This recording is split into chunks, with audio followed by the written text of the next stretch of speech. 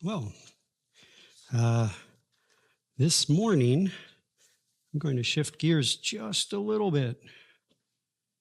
And I think the Lord was kind of setting me up for this. Uh, whether we get to it this morning or not, I will eventually be in Exodus chapter 15 with what's known as the Song of Moses, the Song of Redemption. Really, in the way I've been seeing it, it's the song of Moses seeing the reality of God, not the reality of God, the risen, exalted Son and his accomplishment. That's pretty much what it is. But before we get there, I'm going to shift gears a little bit. So much so that I only have one page, and it's not even a full page. It's like a third of a page. And the reason why I'm going to shift gears a little bit is because of the Lord. And the reason why I said that I think he was setting me up for this is my last class that I had this past week, and I was even sharing a little bit of this with Noah when he was helping me this past weekend, was that the Lord has a big picture in view. He has an all surpassing, glorious picture, and that is his Son. And this is what the Father has known, has always known, and forever will only know. And that's a good thing as a believer, because we are not known apart from Christ. That's a really good thing, especially for those of us who have a tendency to look at ourselves, whether that be our shortcomings, and more deceitfully, our not shortcomings, where we think we're actually doing better or doing good or doing whatever. Us doing whatever is still not Christ. It's us. And concerning us, it's like all our works, all our efforts, they are, I think in Isaiah, as a filthy rag to the Lord. It's something disgusting to him because it's not life. It's not his Son. My best effort, my best thought is still not Jesus. My best idol, my thought about God, my thought about Jesus, like what God is like, what Jesus is like, is still not Jesus. It's just an idol. And so one of the main things the Lord had me share during my last class was basically he does have this big picture in view. It is his exalted, risen Son. And then for us who are born again, his whole entire body, even as God, by his Spirit, knows and searches the hearts of men, we don't even know our own heart. I don't know my own heart. I don't know what it'll take for the Lord to direct the attention of my heart and place it upon Jesus. I don't know what that'll take. And once again, I'll say this. There used to be a time when I thought that my heart was always directed unto Jesus. And every once in a while, something will get my attention. I turn away from Jesus. Well, that's not the case. We never choose life. We never choose Christ. We never choose God. Just like Adam, he never considered the tree of life. All he could consider was death. The tree of the knowledge of good and evil, what he could reason, what he could think about, what he could consider. Let me think about this. And the thought was death, but he called it good. Yeah, I think this is good. Yeah, this is good. Something to be desired. Yeah, this is good. But it's still not life. And that's the only thing. It's just not Christ. That's not to condemn anyone. That's just the way things are. It requires a miracle of God to consider Jesus.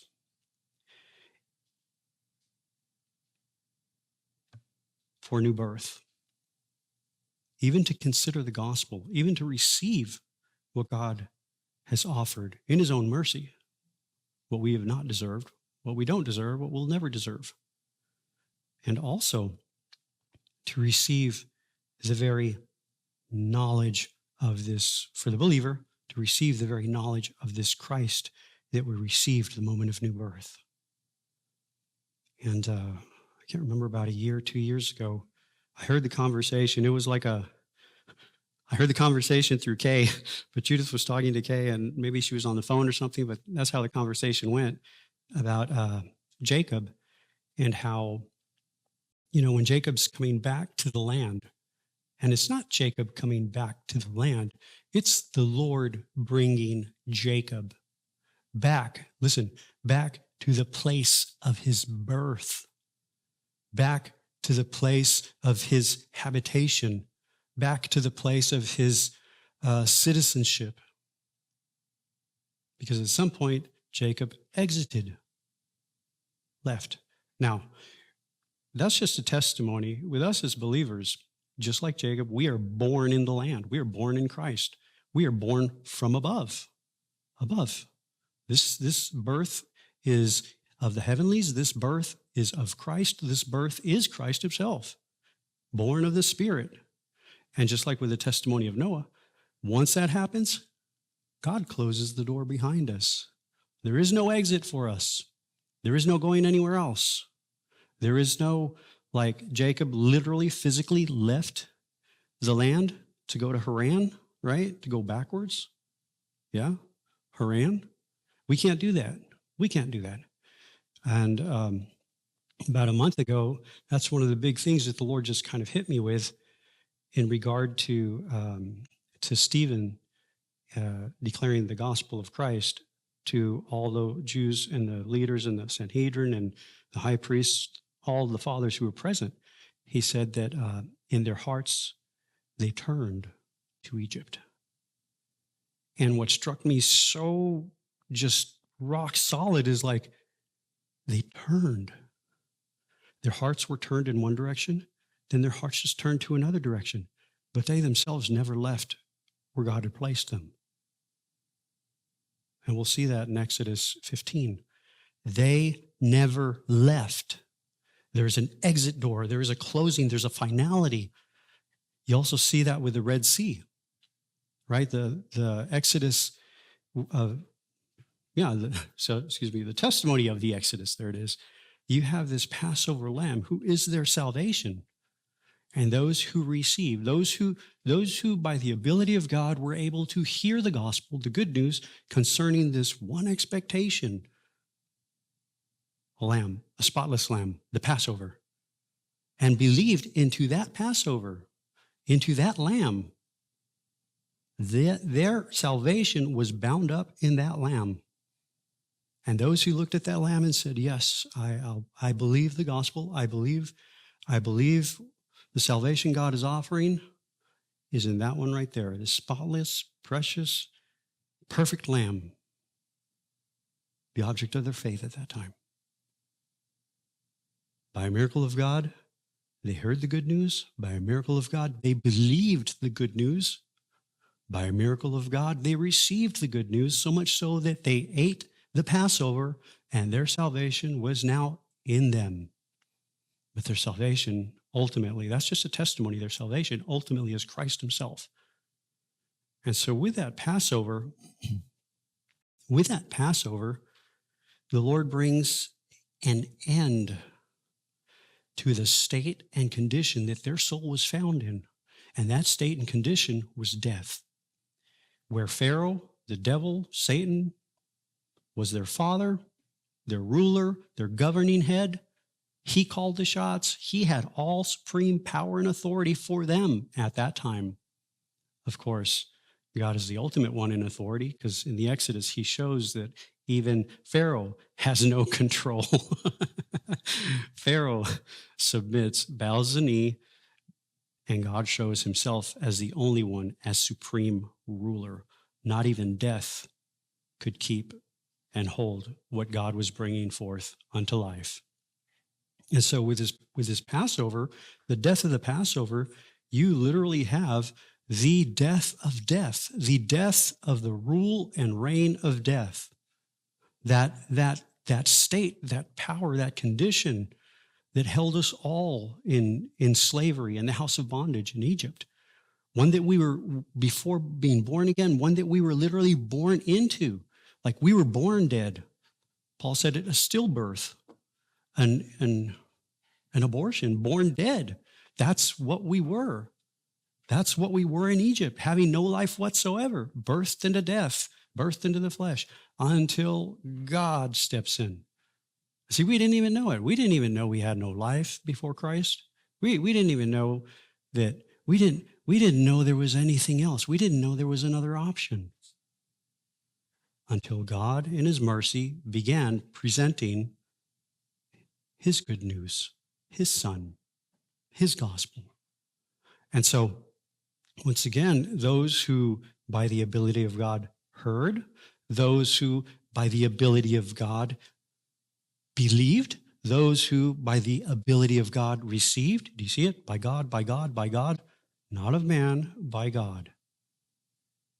They received God's salvation. They beheld, like with physical, it's in the testimony, with physical eyes, they beheld a physical, spotless, perfect lamb and said, that's my salvation. That's what God has promised. This is what God has provided for my salvation. And they believed it. Just like when Moses raised up the serpent, they were all starting to drop like flies in the wilderness, for being still heart submitted to ignorance, complaining, griping, and complaining. And God says, okay, put this brazen serpent on a pole. But it's not anything new. With now in the wilderness, it's not anything new. God wasn't doing something new. It's like, okay, now this is a situation they're in. All right, Moses, now we have to deal with them with this new situation. No, it wasn't a new thing. It's like, Lord says, okay, just put this brazen serpent on this pole and just whoever looks to this is their salvation.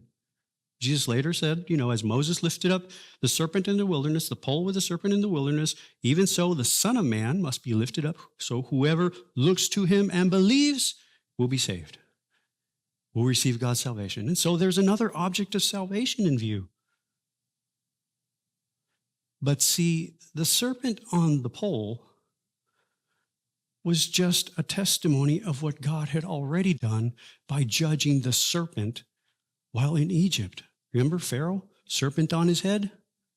You look, Google it, search it out on the internet, you'll find a picture. Pharaoh, you'll see like I forgot what they call the thing, but it's like the head golden piece of Pharaoh, and he's got, all of them have a serpent. Well, why? Because in antiquity, it represented wisdom. The knowledge of good, the knowledge of evil. But it's still a serpent. God wasn't doing a new thing. God wasn't doing something new to address a new situation. God is showing them in the wilderness, with lifting up the serpent, the bronze serpent on a pole, what he had already done in Egypt. He broke the power, the back, the arm, the might of Egypt with the Passover lamb.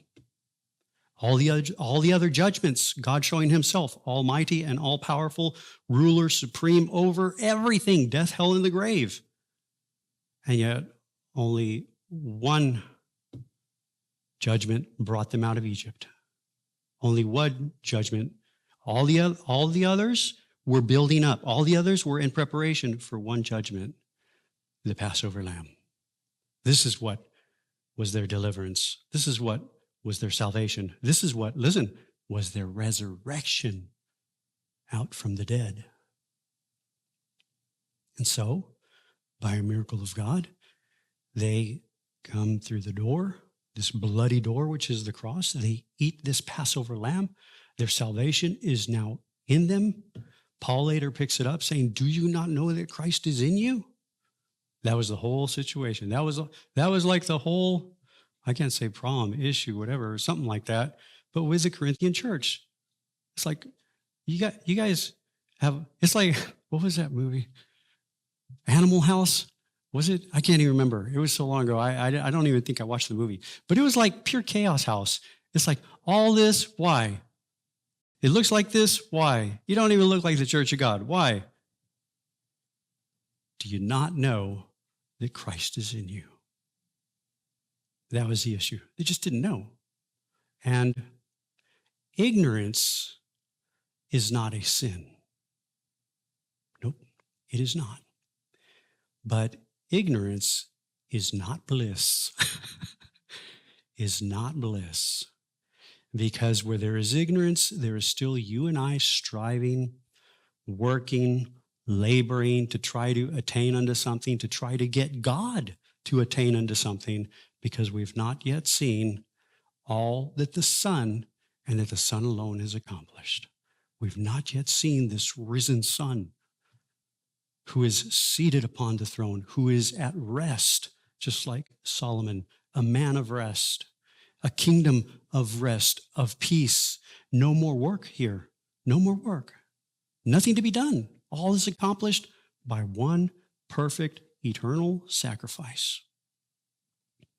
And so, of course, with the end of death, with the death of death, with the end of the rule and reign and the government and the power and the authority of Satan, of death, all that comes to death, all that comes to an end has to be buried. That is scriptural.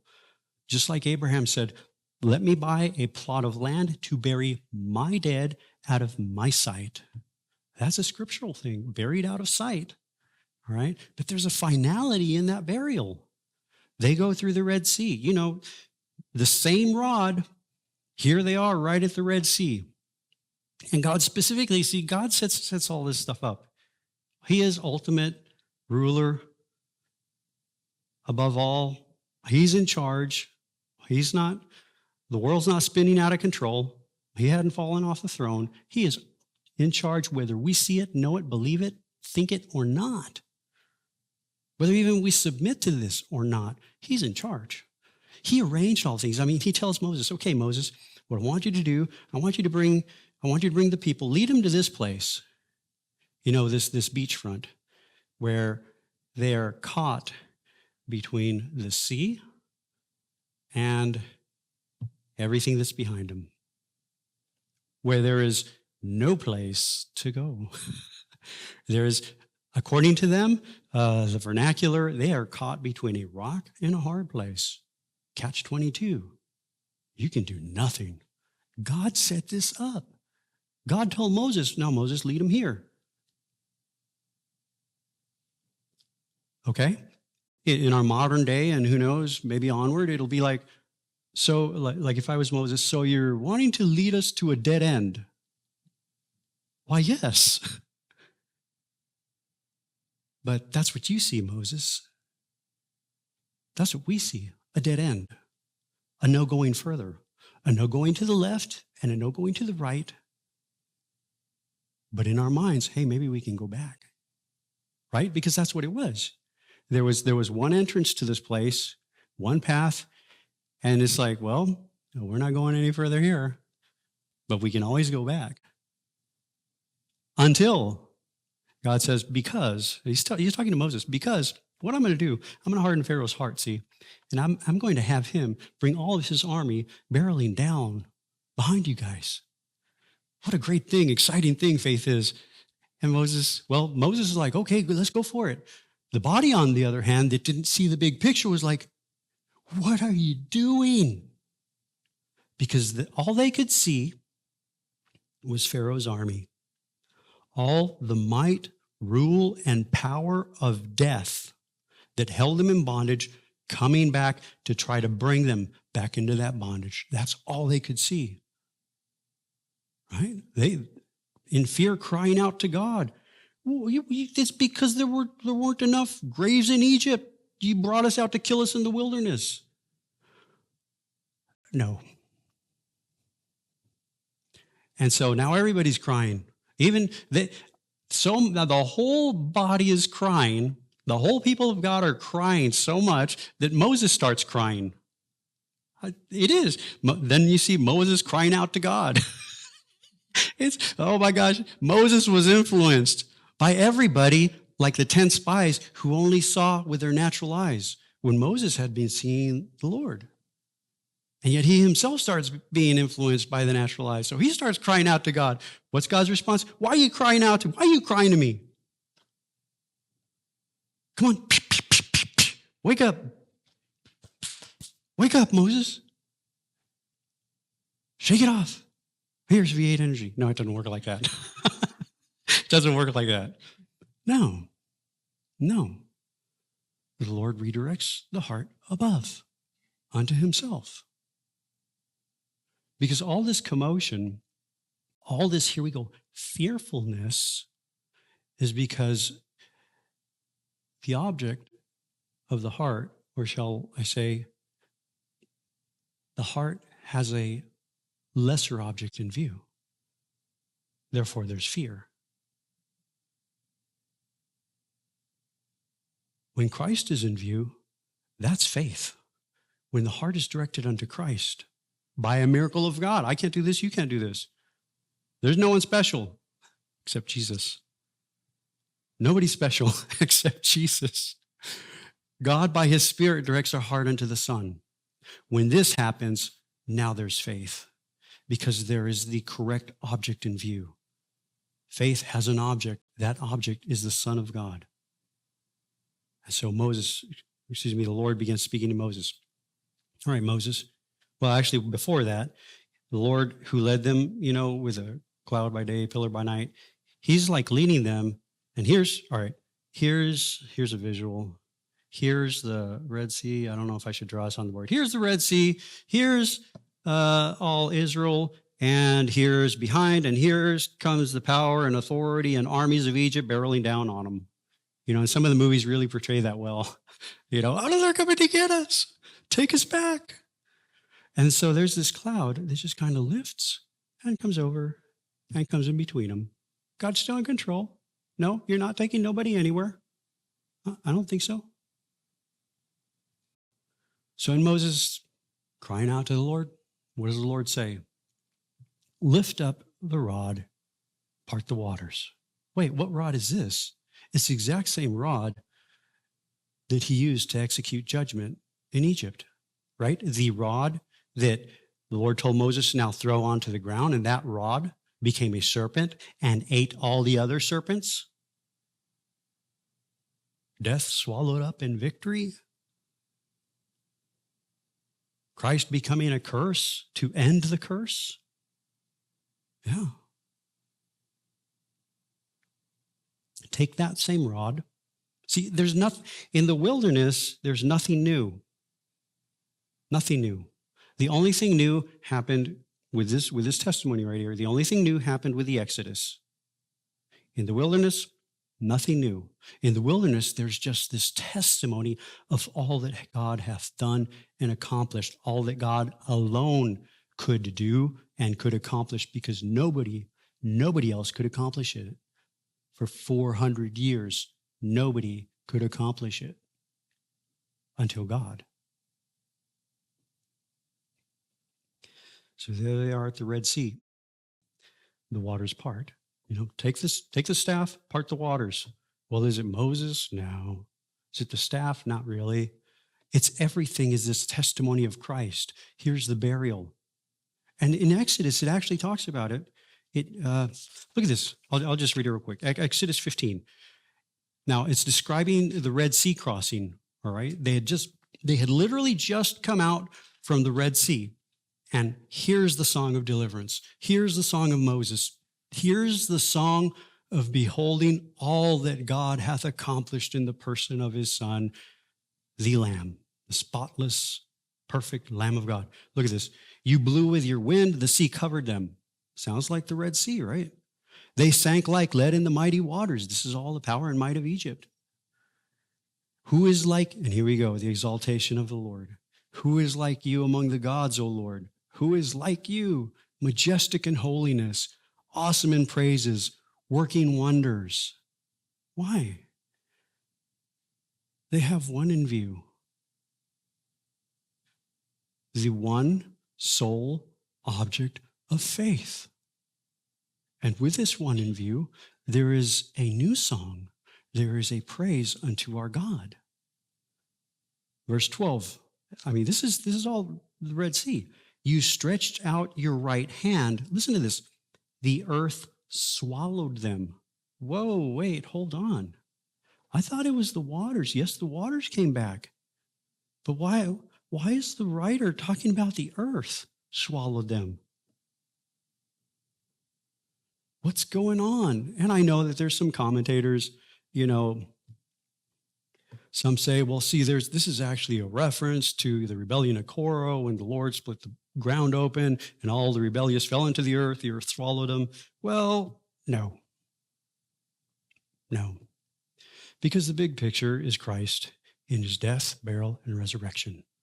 Yeah, with the waters, yes, all Israel comes through. Remember, all Israel comes through. All those who believed in salvation, right?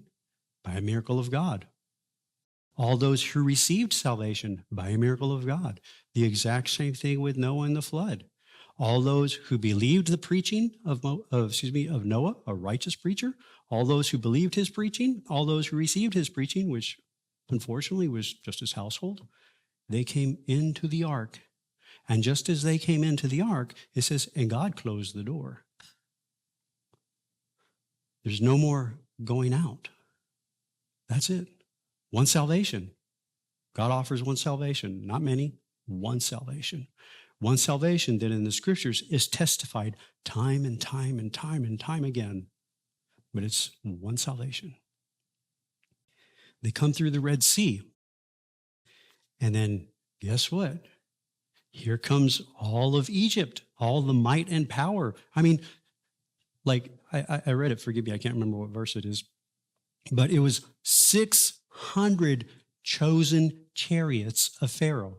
That's just the chariots. No, excuse me. That's just the elite chariots of Pharaoh. Chosen chariots. Just 600 of the best of the best. There were some other chariots as well. Footmen? I don't know.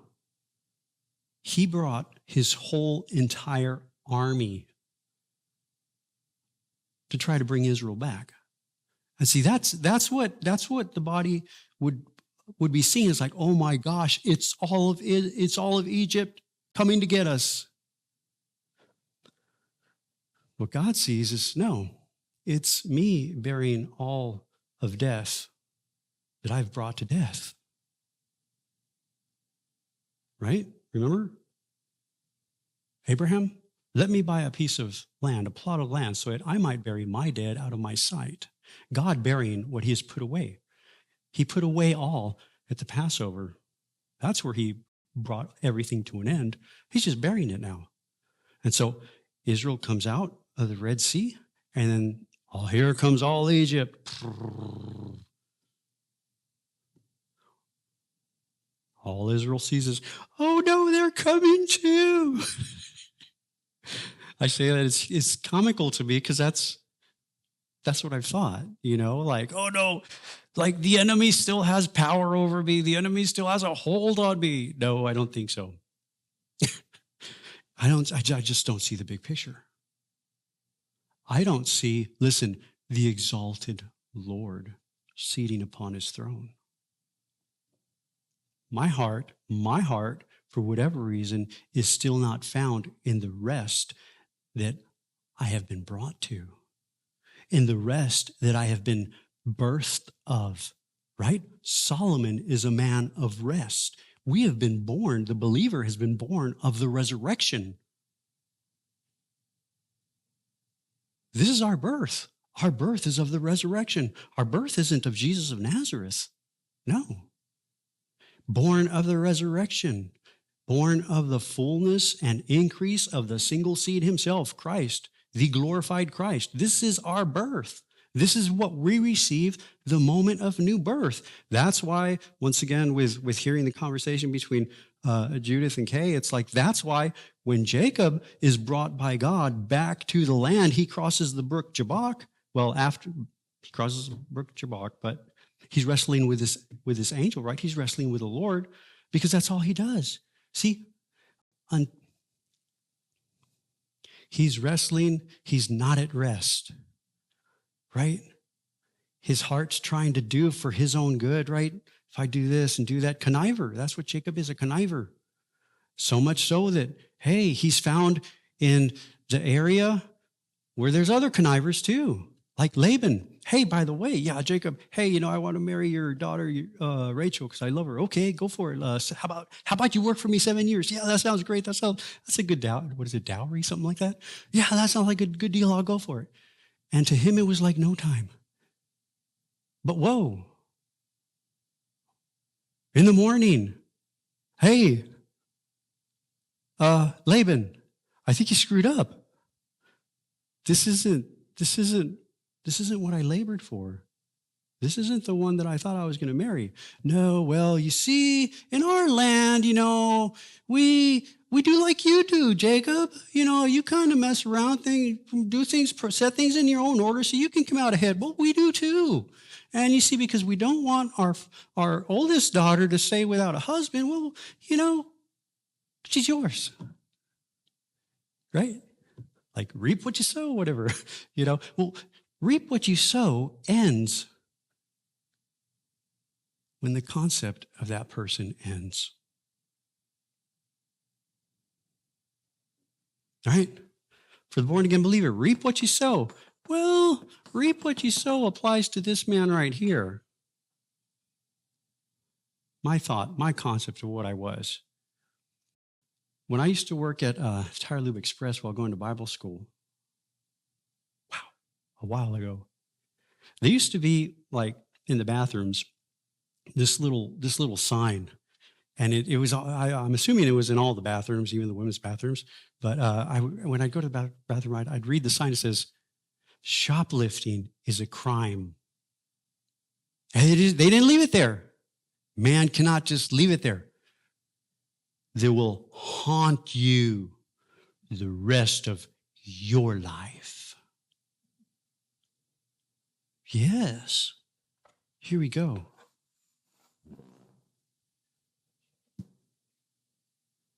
Born dead among the dead.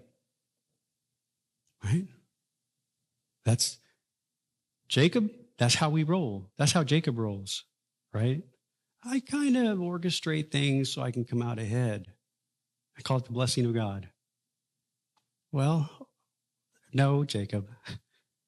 And pretty soon you find yourself of like unprecious faith. Well, it's not faith at all. Because you're the object in view at that point.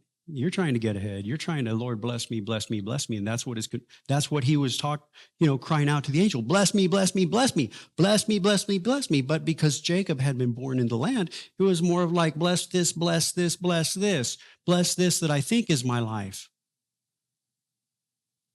And the Lord's like, I'm not going to bless that. I can't bless that. I don't bless that. I don't bless conniving. I don't bless manipulating the things and calling it Jesus. I don't bless that. The blessing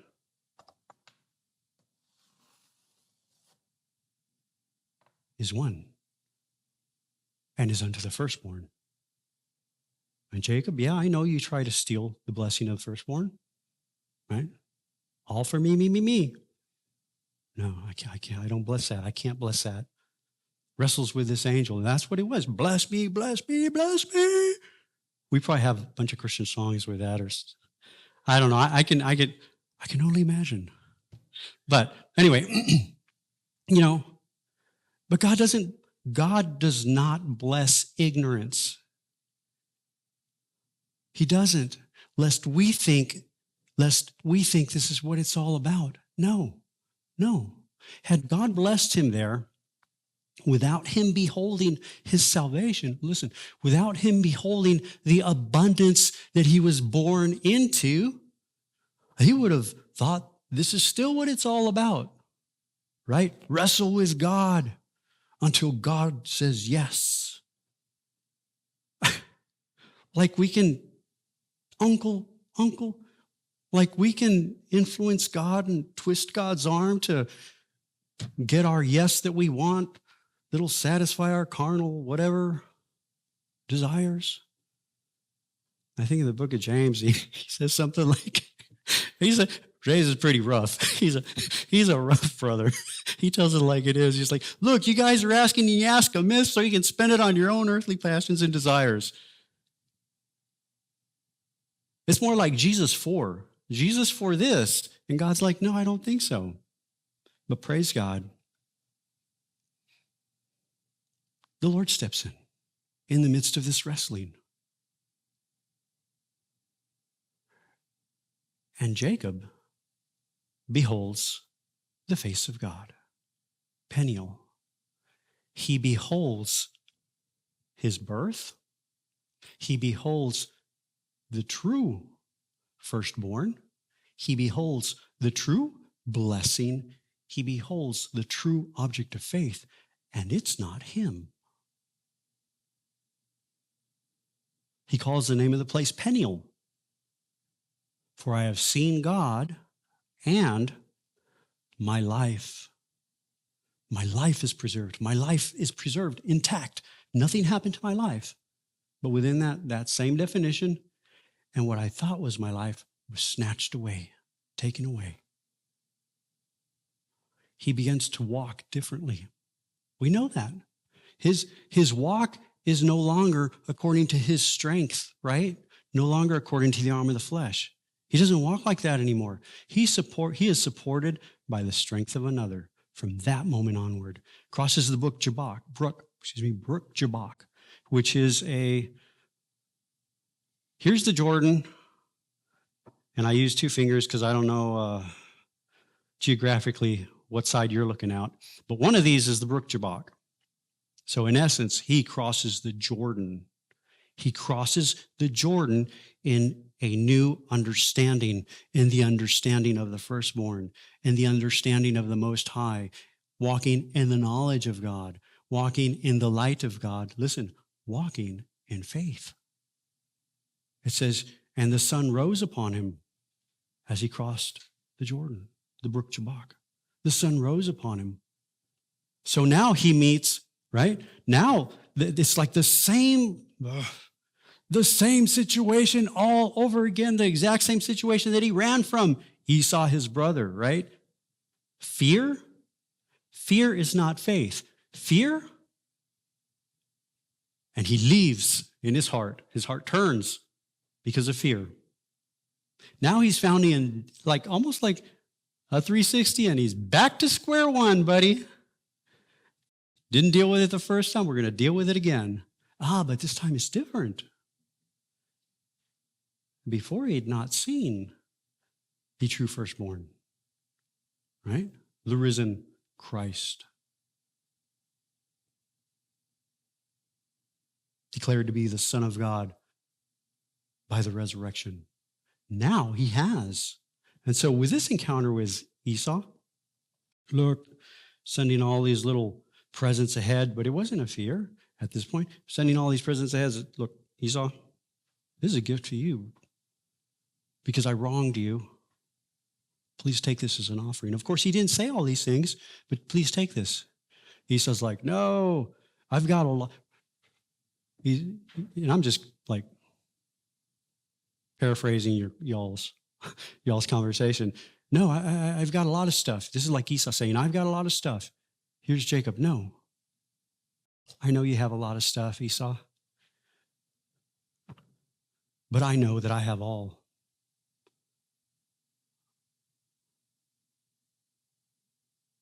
I lack nothing.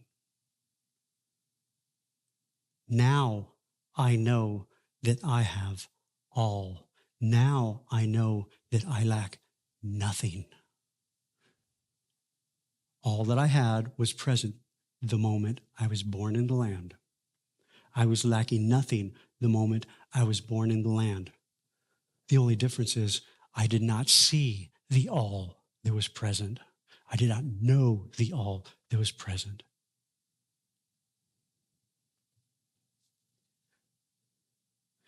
The Red Sea, right? Everything of Egypt, all the power and might of Egypt comes into the burial, comes into the Red Sea. The Lord tells Moses, now lift up your rod, bring back the waters of the Red Sea, bury them. You stretched out your right hand. Wait, I thought back to Exodus chapter 15. Remember, this is like the song of Moses, the song of the redeemed. And yet he says, you stretched out your right hand. Moses' heart is directed unto the Lord. He sees the big picture. He sees that he is not the source of their salvation. The Lord is. He says, you stretched out your right hand, and the earth swallowed them. What is brought to an end is buried. A finality And the Lord tells Moses to tell the children of Israel, because remember, until that point, they're looking and they're thinking, oh my gosh, we're going back to bondage. Like, I thought we beat that thing. Well, you didn't beat anything. God delivered you. You just don't know God's deliverance. God's deliverance is perfect, final. You just haven't seen it yet. And so they're looking at the Egyptian army, and the Lord tells Moses, look, tell the children of Israel, those Egyptians you see today, that power, that might, that held you in the house of bondage, in the house of captivity as slaves, you'll see again no more. Listen to this, forever.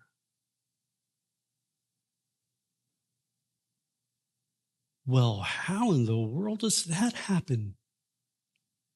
Right? Like, that's great. The testimony is great. But man, in my heart, how in the world does that happen?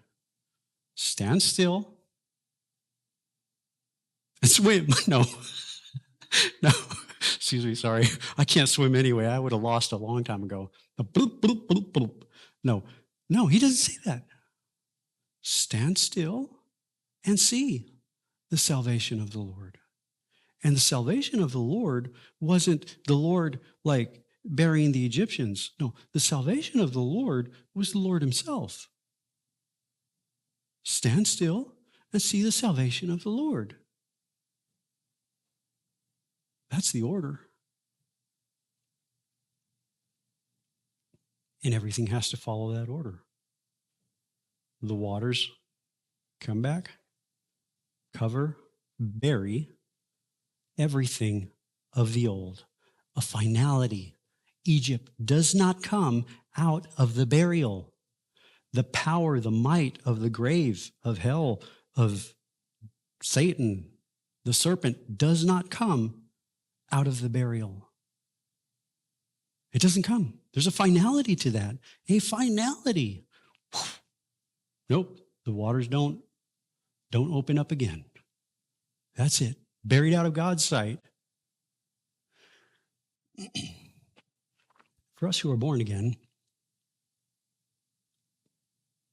I used to say, I won't even say what I used to say. It's forever, eternally buried out of God's sight. The thing is, our heart has to come from our sight to God's sight. It's called repentance. Like, turn. Have one thing in view, one thing, the affection upon one thing, to the affection on another thing. That's it. We're not going anywhere. We're not going anywhere. Remember, with Noah and the flood, the Lord brought them in unto Noah, and he closed the door. That's it. That's final. There's no going back. Jesus is not an exit door. He is not an exit door. According to God, when you receive Christ, now you've begun. There is nothing, according to God, there is nothing before Christ. There's nothing before life, right? I'll give you this example. Hard to give you an example. I don't know how old I am, but I'm just going to throw a figure out there. I know I'm old. Let's say I'm 50. I have no idea how old I am. But let's say I'm 50 years old, okay? So let's go back 55 years.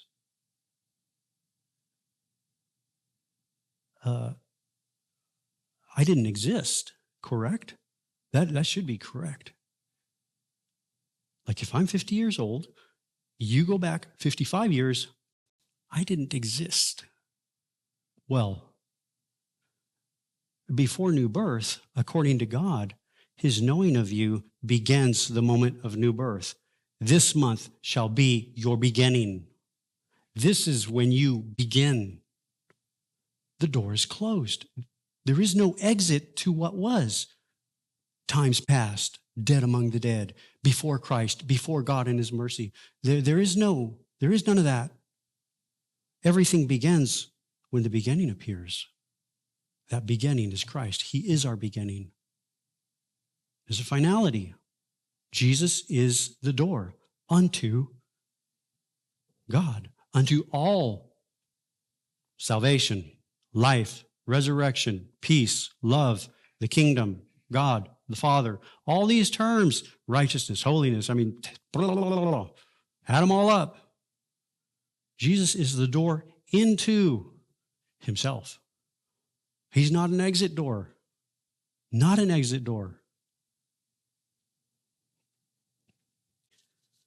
That's why I love it. The scriptures are so accurate. The testimony is so accurate. The Lord being declared by Stephen, in their hearts, they turned. They didn't leave. They just turned. Because what God has accomplished, no man can undo. No man. A finality comes through the Red Sea, right? Death, burial. What is it, Noah? Death, burial. Thank you. Resurrection. And this is the truth, right? This is what God knows. So much so, I'm not going to read Exodus 15. It'll probably be next Sunday. But that's Exodus. I will. I'll just read one verse. There's so much there. Exodus 15. This is just verse 13. Remember, this is what Moses is beholding in the face of his salvation, in the face of his redemption. Listen, in the face of his resurrection. This isn't Moses, this is Moses singing unto the Lord. In your loving kindness, you have led the people whom you have redeemed. In your strength, the pronouns are there. I was reading, I'll make a quick mention of this. I was reading this commentary, and I never noticed, I've read it, but he said, by the way, the exaltation of the Lord is so prominent. Well, these are my paraphrase, my own words, according to what I read. Like my commentary off of this other commentary. He was like, the declaration of the Lord is so pronounced.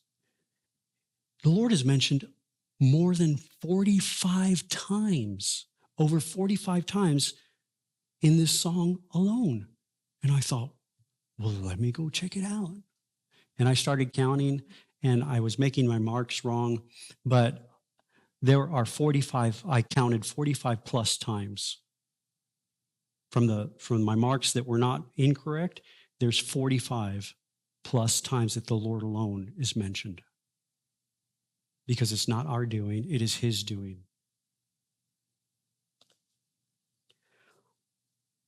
And it's not for the born-again believer. It is not him doing a new thing. It is him making known what his Son has accomplished. What God and God alone hath, I love the King James, hath done. You have led the people whom you have redeemed in your strength. You have guided them. Guided them. He's our guide. Well, guided. We may look at the technicalities of these words, but guided is like a past tense. Guided, and it's rightfully so in the Hebrew. Yeah. You did, listen, it's all, you did this, you did this, you did this, you did this, you did this, you did this. The order doesn't change. You stretch, and this is just, verse 13. This is just verse 13. In your loving kindness, you have led, you have redeemed. In your strength, you have guided them. The tense is still the same. Nothing has changed. This is all based upon what God and God alone hath done in the accomplishment of his Son. The true Lamb of God is death, burial, and resurrection. You have guided them to your holy habitation.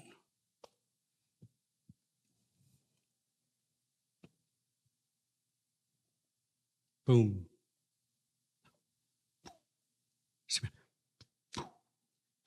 I fist bumped myself.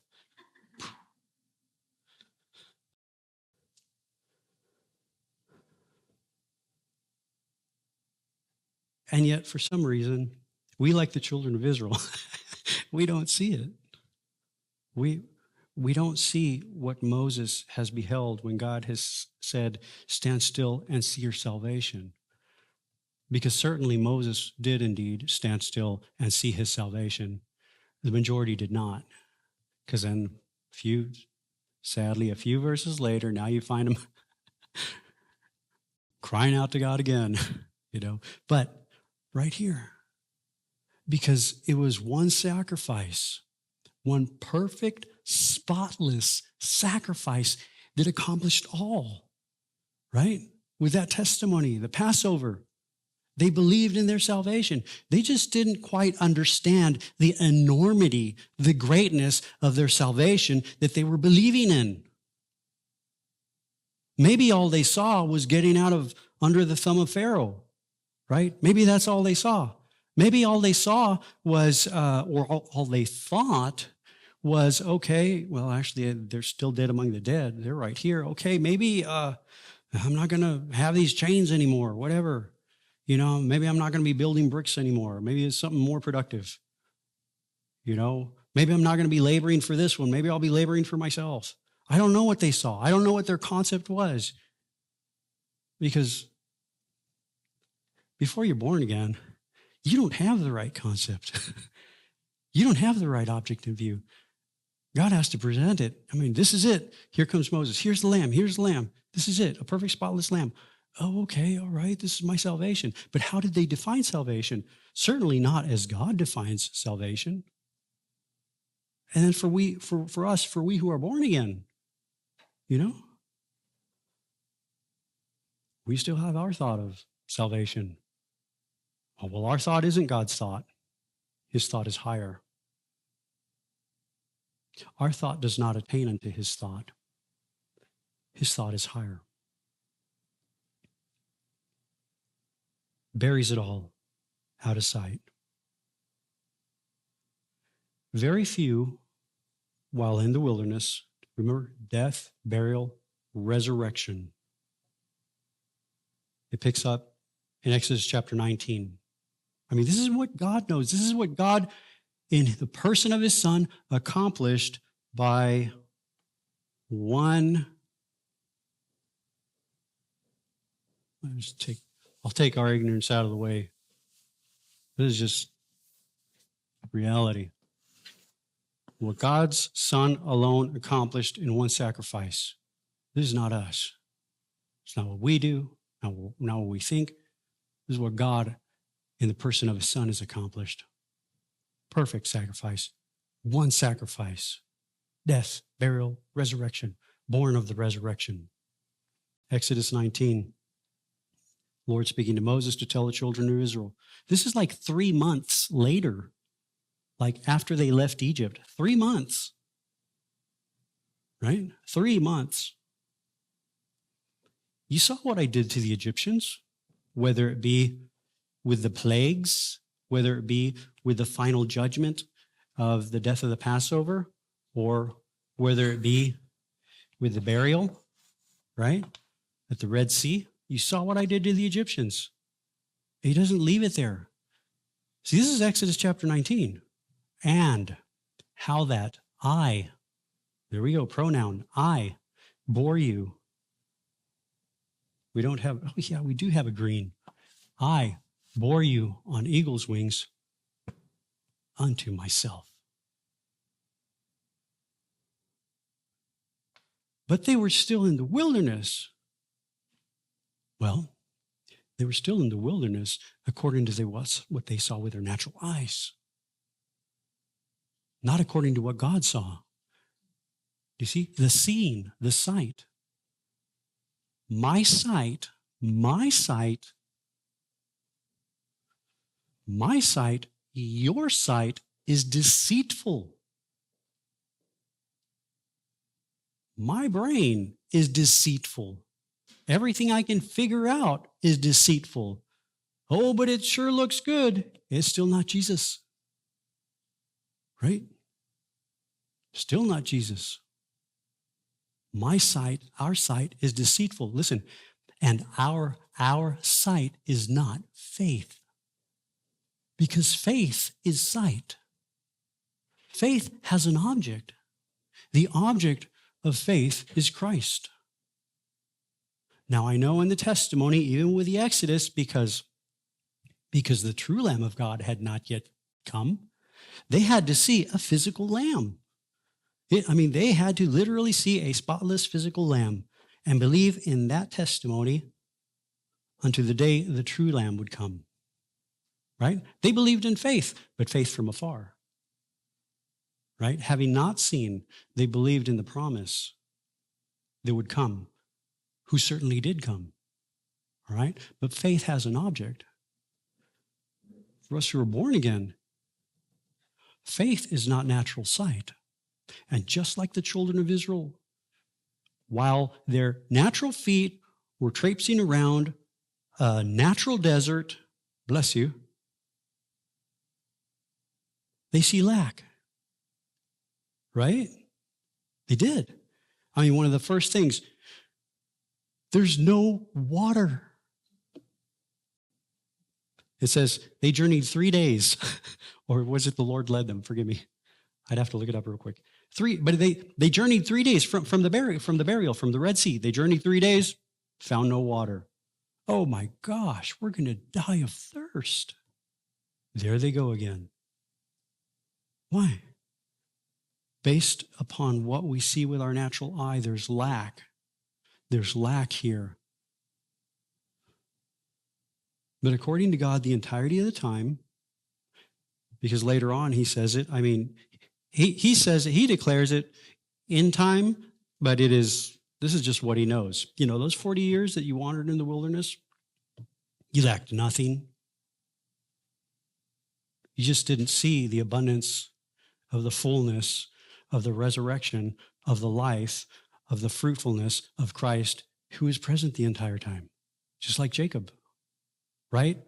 After seeing the Lord, after the day dawning in his heart, and then him crossing the Jordan, coming from I don't even know where to, my diagram is totally being revamped by the Lord. After, I'll just put that ignorance over here for right now. It'll change. After Jacob, okay? After Jacob coming from his knowledge unto God's knowledge, remember?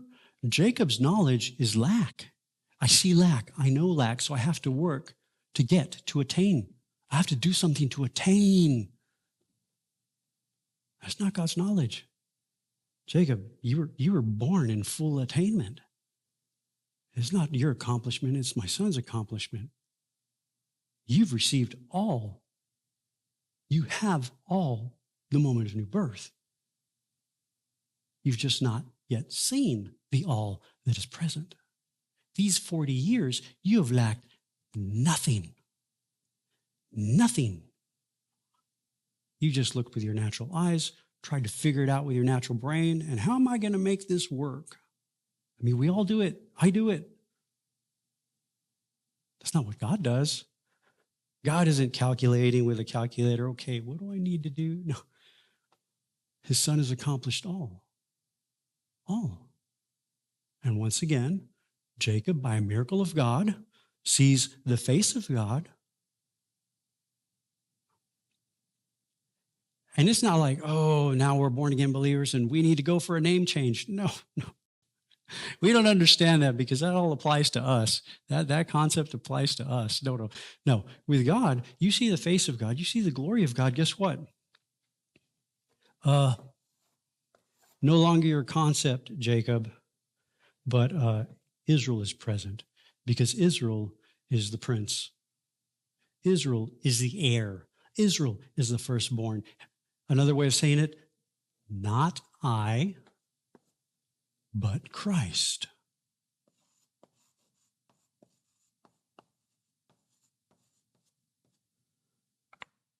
Yes, all. He walks in that understanding of all. He walks in faith, not his seeing, because his seeing and his knowing is lack. That's why he's always having to fix things. Okay, now if I put these reeds in this little trough of water and then I do this and then, I'm going to get more. Let me just kind of work the system. Why are you working the system, Jacob? Because I think I lack. I think God hasn't provided enough. No. These 40 years, while you were still in your ignorance, you lacked nothing. You just haven't seen the full abundance of all of the wealth of the treasure that fills the heavens that has been present. But that doesn't change what God knows. We come by a miracle of God from our seeing, our knowing, unto God's seeing. Faith. Faith has an object more real than these natural things here, more real than this concrete foundation, more real than what you can see with a natural eye. The object of faith is Christ himself, the Son of the living God. And God, for the believer, is continually working upon the ground of our heart to turn our heart to behold this very one. Peter said it this way. We have the prophets. There's different translations. More sure word of prophecy. The prophets made more sure. Basically saying, I don't have the prophets written down. The Bible, where is it? I'll do a modern day Bible. Sort of. We'll do Old Testament, New Testament. I don't know if y'all caught that or not. All that the prophets spoke, the surety of them, the surety of their words. Christ himself. An expectation until the day dawn, the day star arise in your hearts. God making known his fullness, his Son, his abundance, his all that is present. So, faith.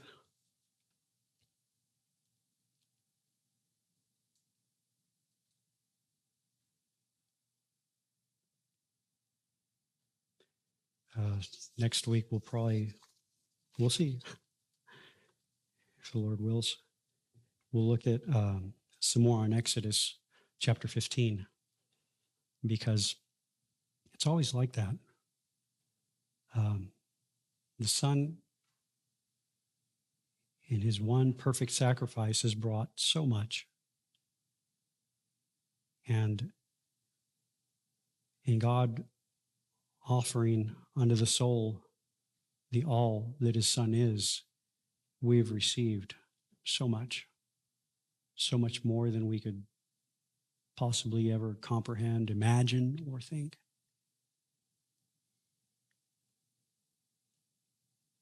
So there you go. Kind of all out there. Please present it to the Holy Spirit. Let him do in our hearts that which the Lord would desire. Amen.